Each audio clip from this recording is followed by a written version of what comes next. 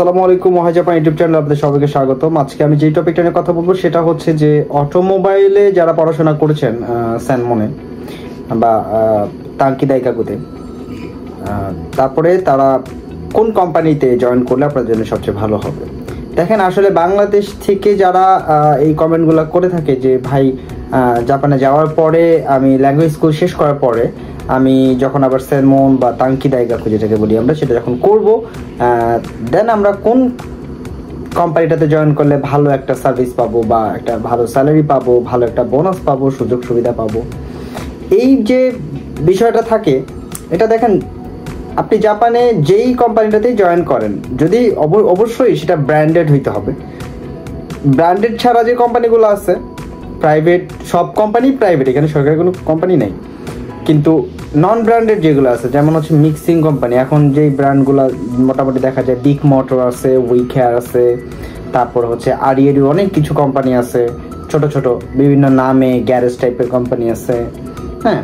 কিন্তু big company যেগুলো Toyota, তারপর হচ্ছে হোন্ডা, মাজদা, তারপর হচ্ছে সুজুকি, সুবারু, হ্যাঁ, তারপর আরও যে ব্র্যান্ডগুলো আছে, জাপানিজ যে ব্র্যান্ডগুলো আছে, এই যে ব্র্যান্ডের মধ্যে যদি কেউ যায়, বিশেষ করে জাপানিজ যে ব্র্যান্ড, এই ব্র্যান্ডের মধ্যে যদি যায়, এগুলার কিহন কেউ যেটাকে বলি বেসিক স্যালারি, এটা অলমোস্ট একই রকম। যেই কোম্পানিতে যাক না কেন অলমোস্ট একই রকম। কোনো কোম্পানি হচ্ছে বেসিক স্যালারি হচ্ছে 2 লাখ দিচ্ছে, তো কোনো কোম্পানি বেসিক স্যালারি 3 লাখ দিচ্ছে। কোনো কোম্পানি বেসিক স্যালারি 2,10,000 দিচ্ছে, তো কোনো কোম্পানি বেসিক স্যালারি 2,50,000 দিচ্ছে। তো সেই ক্ষেত্রে অনেকে মনে করে কিরে, এই কোম্পানি 2,10,000 দিচ্ছে, ওই কোম্পানি 2,50,000 দিচ্ছে, তাহলে তো ওই কোম্পানি ভালো। কিন্তু এটার ভেতরে অনেক কথা আছে।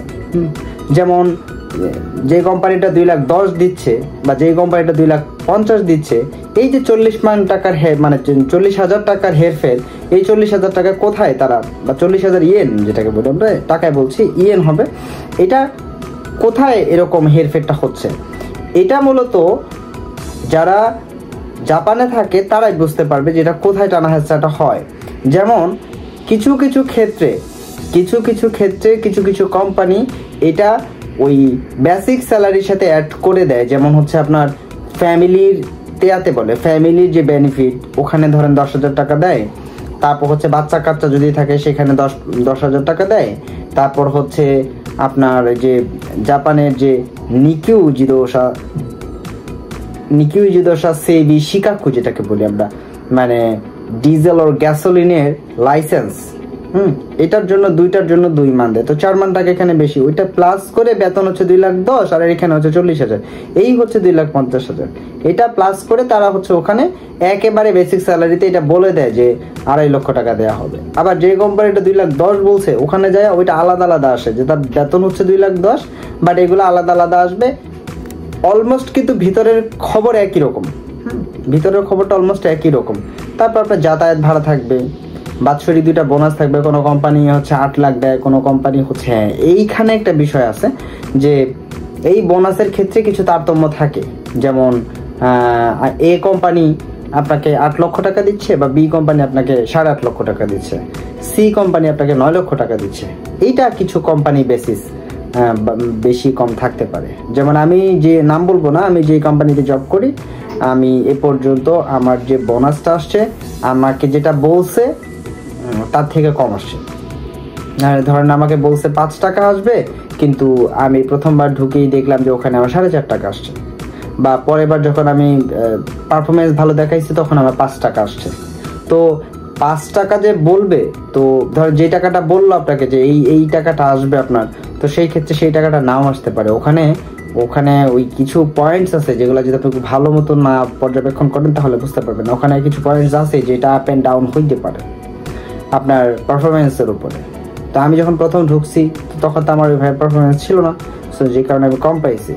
কিন্তু পরবর্তী বোনাসে যখন আমার পারফরমেন্স ভালো হয়েছে, লেভেল আপ হয়েছে, তখন কিন্তু আমি ঠিক যেটা পাওয়ার দরকার ছিল তার থেকেও কিছু বেশি পেয়েছি। তো এইরকম অনেক ধরনের তারতম্য আছে। যাদের এই ভ্রান্ত ধারণা আছে যে কোন কোম্পানিটা জবের জন্য বেস্ট হবে, স্যালারির জন্য বেস্ট হবে, সুযোগ সুবিধার জন্য বেস্ট হবে, হ্যাঁ, তো সেই কোম্পানিটা আমি চুজ করব, এরকম কোনো কিছুই নাই। সব কোম্পানি অলমোস্ট একই রকম, কোনো কোম্পানিতে ছুটি 10 দিন, কোনো কোম্পানিতে ছুটিতে 12 দিন। সেই 12 দিনের যে সুযোগ সুবিধাটা সেটা আবার অন্য জায়গা দিয়ে তারা গ্যাপ করে ফেলছে। দেখা গেছে যে প্রতি সপ্তাহে আপনাকে 2 দিন 2 দিন করে ছুটি দিচ্ছে, শেষের 2 সপ্তাহ একদিন একদিন করে ছুটি দিয়ে দিচ্ছে। তো লাভ কি হয়েছে? অলমোস্ট কোনো ধরনের লাভই নেই। সো জাপানে এরা একটা সিস্টেমে আগায়, আপনি শুধু দেখে যাবেন যে কোনটাতে সিকিউর, সেফটি, বাস তাহলেই হয়েছে। এই জন্য কোম্পানি সিলেকশনের ক্ষেত্রে আপনারা যেটা দেখবেন, প্রথম হচ্ছে স্যালারি, 2 নাম্বার হচ্ছে বোনাস, 3 নাম্বার হচ্ছে সুযোগ সুবিধা, এবং 4 নাম্বার হচ্ছে এখানে কি ধরনের ইন্স্যুরেন্স ওরা দিয়ে থাকে, কি ধরনের সাপোর্ট দিয়ে থাকে, আপনাকে হ্যান্ড টুলস দিবে কিনা, সেফটি বুটস, তারপর হচ্ছে আপনার ওয়ার্ম দিবে কিনা, এগুলো সবকিছু চেক করে নেবেন। এগুলোই হচ্ছে মেন টপিক। তো আমার মনে হয় যারা আমাকে কমেন্ট করেছেন যে ভাইয়া অটোমোবাইলে কোন কোম্পানিটা বেস্ট হবে, তারা হয়তো বা সেই আনসারটা পেয়েছেন। তো ভালো থাকবেন, সুস্থ থাকবেন, আল্লাহ হাফেজ। আর আমার চ্যানেলটাকে সাবস্ক্রাইব করে রাখবেন।